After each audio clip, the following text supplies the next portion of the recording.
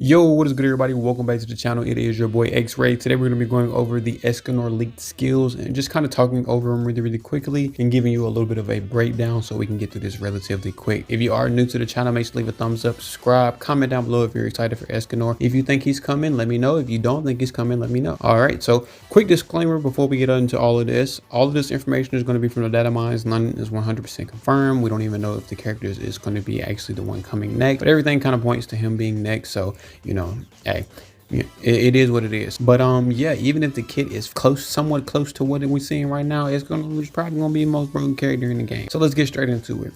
We're going to start off with Escanor's axe, his most explosive weapon. Everything here revolves around building up the sunspot stacks. Every attack builds sunspot. Each stack increases the fire damage and max HP. At max stats, you enter to a flare mode. The flare mode is crazy because you get a huge damage boost. You get an extra HP increase, and then you also get like an insta healing from it. But afterwards, you kind of have like a certain time while you're in flare, and then after that it ends, you're going to go into a fading sun. So you're going to lose a lot of HP. So it's kind of like a debuff there, but not really at the same time. But you just kind of match that really quickly. But essentially, you're going to be pretty much playing in a loop. So you're going to stack yourself up. You're going to go into the flare mode and like a big spike damage, and then you're going to fall back down for a second, and then you're just going to repeat the loop again. So he's going to come in, probably be a really big burst character, probably come in, clean somebody up really quickly, kind of like how Meliodas is with the long sword, where he kind of comes in and you press 2 buttons, and then after that you just press 3 buttons 3 times or 2 times, and whatever you're fighting dies. You know what I'm saying? So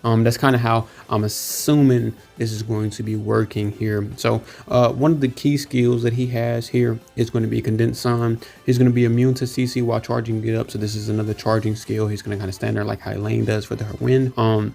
The damage will be scaled with the HP that you have, and then also bonus damage will be based on the remaining HP of the enemy. So you know, it's going to be really nice. Obviously you can't be interrupted while you're inside of this, so that's really good. The next ability, Prideful Lion, is going to be like a big damage more or less type of ability where it builds more sunspots faster. And then of course you have the ultimate, which is going to be Cleansing Fire, and it will consume all your magic points and scale damage based on that. So it's just like a massive burst finisher. That alone is already extremely strong, but it does get better, does get even better. And we're going to go ahead and jump on over into the great sword. Now the reason why I'm saying better for the great sword, for me personally, I just like the idea of the burn team and how it's working, and with like this paired up with Gila on the rapier is going to be extremely broken. Escanor's great sword is really a real big problem for every enemy that's going to walk into the room with him. It's essentially like when he pulled up and everybody's armor was melting off. This is essentially what you're looking at right here. This is exactly what it's based off of. So this weapon is pretty much a burn based, like snowball, like DPS trickle type of thing. So you're going to boost all of your damage over time. Burn reduces the enemy's defense. Escanor will gain damage per burn stack, so the enemy is going to be taking more damage, losing defense, and then making Escanor stronger all at once. Once you start it, you're pretty much into a burn loop. Normal attacks apply burn ticks deal damage and reduce defense, and then with Cruel Sun it'll speed up the burn ticks as well. So once this starts, it just ramps up even faster. And then like I said, you can put this with Gila and pair him with the rapier Gila build, and then that just goes crazy. Hitting a burn enemy gives you 30 like burst gauge every single time you hit them, so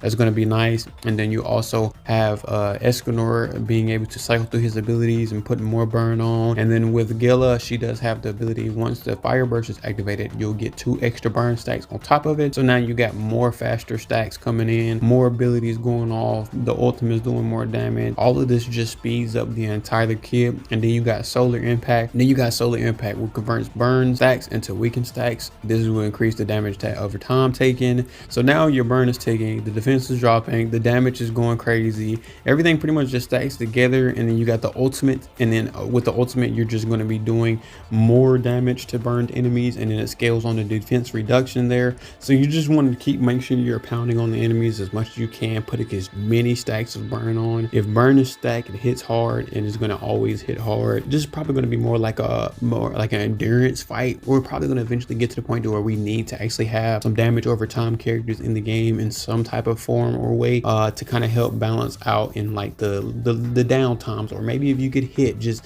the ability to be able to attack while you're on the ground, because I do that a lot with Meliodas. Sometimes I do get hit while I'm using the dual blade, and then the fire on the ground is what ended up killing him while I'm on the ground getting stunned. Like the characters or certain enemies that knock you really hard onto the ground, you're kind of just sitting there looking at them for a second. That's kind of what I can see with the AoE burning and all of that stuff can do for you. So hopefully that's going to be really interesting to look at, and yeah, hopefully we'll like that a lot. Now we're going to talk about the sword and shield. So sword and shield is going to be more of a balanced utility type of thing. He's got like a 2 modes to it. So he's got like a preheat, and then he's got like an overheat. So you want to build the preheat while you're being shielded. Preheat will increase your defense, and then when you can overheat, it'll increase that and it'll turn that into damage. So you're pretty much going to build really defensive for this, and you want to build as defensive as you possibly can so that it turns into offense for you. So you got the skills here, which is going to be solar onslaught. This will provide team barriers. Like I said, it's going to be scaling for defense for damage, and then when you're in overheat, this is going to boost your fire damage. So it's really good. Next up, we got a pressing flames. This will taunt the enemy, which I'm still thinking taunt the enemies is going to be used for something. I feel like them giving us co-op with 5-mans and then allowing everybody to have like a team to themselves. Like certain people will have to be like a full tank or a full support character or something like that. I hope that's what we kind of go towards, and I know people don't want to necessarily play like that, but I just like that type of teamwork that you get, and then seeing how big co-op is in the game. I feel like that would just be more interesting in my personal opinion. Kind of like a MMO raid style thing, since we're in like more of a MMO type of thing. And honestly, the way the game works reminds me a lot of how like Warframe works, where we have like a central hub area where you can see everybody, and then you could just go out and do like different missions or go into like different instances to do bosses or whatever the case may be. Kind of how it's like it looks to me. So kind of hoping that taunting and all of these other skills and stuff like that that certain characters can build towards will be useful at some point in time, and you're still doing damage in this form, so clearly taunting is going to be eventually somewhat useful. So yeah, just pay attention to that. Also, when you overheat, it's going to reduce the fire resistance, so you're just going to be able to tank and debuff the enemies at the same time. So it's going to be really good. I believe Manny does some type of crit buffing and stuff like that. Just characters that overall will help Escanor. Going to be the best thing that you could do, especially for this build here. And then like I said, you want to definitely build him for more defense and stuff like that. So yeah, getting more crits consistently, hitting harder attacks, better scaling into the late fights and stuff like that. It's kind of what you really want to go for with this team. So yeah, it's really going to be really good for certain builds and stuff like that. But yeah, defensive Escanor seems to be very interesting as well. Overall, Escanor all together seems very interesting. So yeah, Axe is going to be a scaling monster. Great Sword is going to be like a burning trickling effect, and then the Sword of Shield is obviously going to be like a tanky type of like hybrid support type of build. But yeah, he seems to be really fun. I'm excited to see if this is going to be exactly how he is, and if it is, it sounds absolutely insane. But if you guys are new to the channel and would like to see more videos like this, make sure to thumbs up, subscribe for more content, and other than that, it's me, your boy X-Ray. See ya.